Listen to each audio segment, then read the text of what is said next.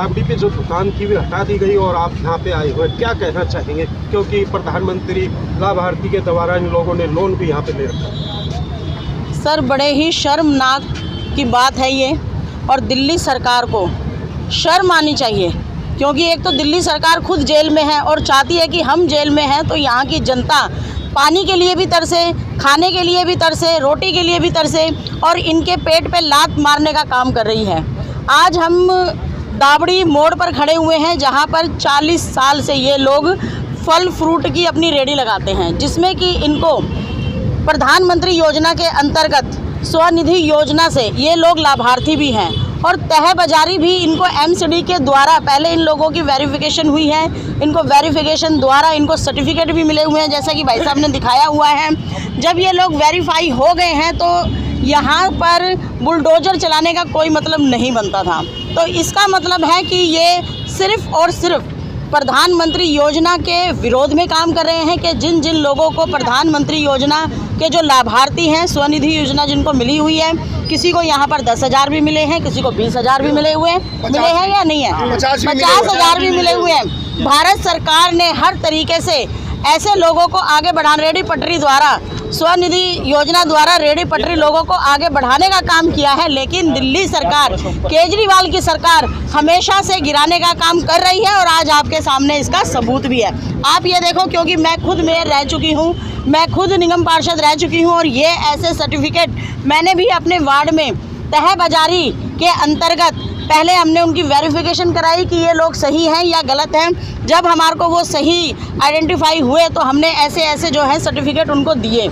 अगर इनके पास ये सर्टिफिकेट है तो मैं दिल्ली सरकार से, केजरीवाल सरकार से ये पूछना चाहती हूँ कि आपने किस नियम के अंतर्गत ये जो दुकानें हटवाई हैं, बुलडोजर चलाए हैं, और सबसे बड़ी बात ये है कि इस सरकार ने इन गरीब भाइयों को, रेडी पटरी वाले भाइयों को बताया तक नहीं है, इनको कोई नोटिस भी नहीं दिया गया कि इनको हटाया जाए। इनसे बेचारों ने, हमारे प्रधान जी कह रहे हैं चलो जी हम कोई बात नहीं, हम पढ़े लिखे नहीं हैं, कम से कम हमें मुंह से आकर के ही बता देते, ताकि हमारा जो इतना नुकसान हो रहा है, जो बल्लियाँ इतनी महंगी महंगी आई हैं, रेडी है, फ्रूट्स हैं, सुबह 4 बजे जाकर के आज़ाद मार्केट से जाते हैं, वहाँ से फ्रूट्स लेकर के आते हैं, उनको धोते हैं, रेडियों को तय करते हैं, कम से कम 3 बजे ये लोग जगते होंगे। तो इन लोगों की हाय जो है दिल्ली सरकार को लगेगी, केजरीवाल की सरकार को लगेगी। आपको इनकी क्या हेल्प अब आगे करेंगे? मैं बिल्कुल जी इनके साथ खड़ी हूँ, क्योंकि ये नियम के अनुसार काम कर रहे हैं। अगर ये नियम के अनुसार काम नहीं कर रहे होते थे, शायद हम भी इनके साथ नहीं होते। जब तक दिल्ली में एमसीडी रही है, जब तक आप इन भाइयों से पूछ लो कि क्या कभी आपके साथ ऐसा दुर्व्यवहार हुआ है, नहीं हुआ।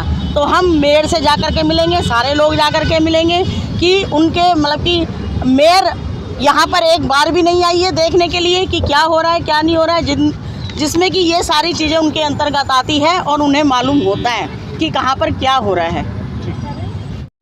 राजमणि जी, क्या कहेंगे? पीछे देख रहा जो डाबडी पे फ्रूट की दुकान लगाते थे, इनकी दुकानें हटा दी गई और प्रधानमंत्री जी के द्वारा यहाँ पे इन दुकानदारों को लोन भी दिया गया था। आखिर अब ये दुकानदार क्या करें? आप भी यहाँ पे इनका हालचाल पूछने आए।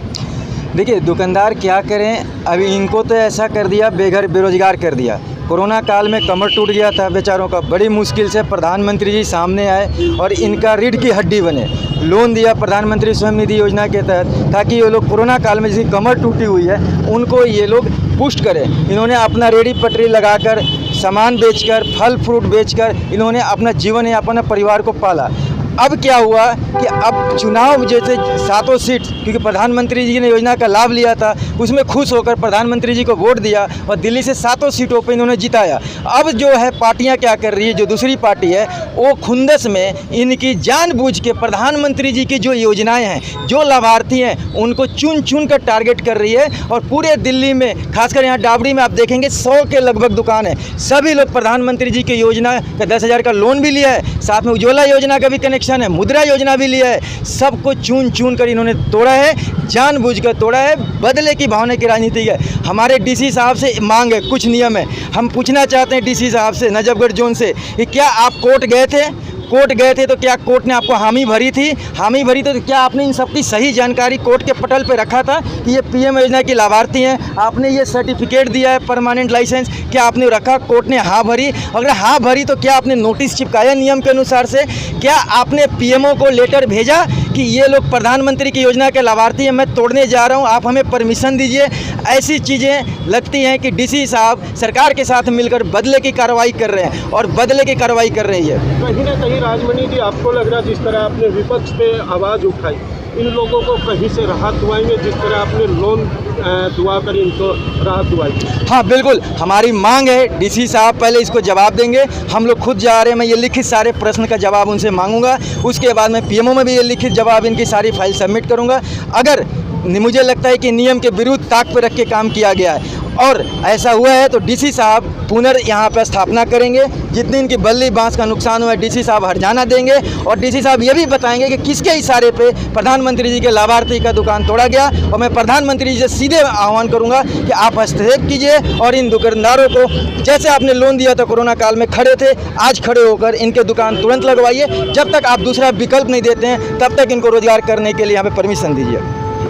जी, मेरा नाम प्रभाकर कुमार साहू है और मैं यहाँ का सबसे पुराना वेंडर हूँ और 1992 और 94 में तहबेदारी भी मिली है और मैं सर्वे कमेटी का भी मेंबर हूँ। 2007 की लाल पर्ची भी है। और कहीं की दुकान आपकी थी? ये फ्रूट की दुकान थी और सब हटा दी गई यहाँ से? अब सबको 8 तारीख को डेमोनेशन करके हटा दी गई, ना कोई सूचना दी गई। कैसे पता चला कि आप लोगों ने लोन भी ले रखा है? हमने पीएम स्वनिधि का लोन भी ले रखा है, किस्त भी भरते हैं, फिर मिला है। अब हम लोग बेरोजगार हैं और सर्टिफिकेट ऑफ बेंडिंग भी मिला है। और एक्ट कहता है 2014 की एक्ट कि जब तक आपको कहीं बेंडिंग जो ना बन जाए तब तक किसी को ना हटाया जाए। और कोर्ट ने भी इसको ऑर्डर पास किया है। कहाँ से भरेंगे? अब किस्त कहाँ से भरेंगे? बेरोजगार है जी, भुखमरी के शिकार है और 60, 70, 80 आदमी के लगभग हम लोग जो बेरोजगार हो चुके हैं। जी, क्या नाम? नमस्ते, मेरा नाम विनोद कुमार है।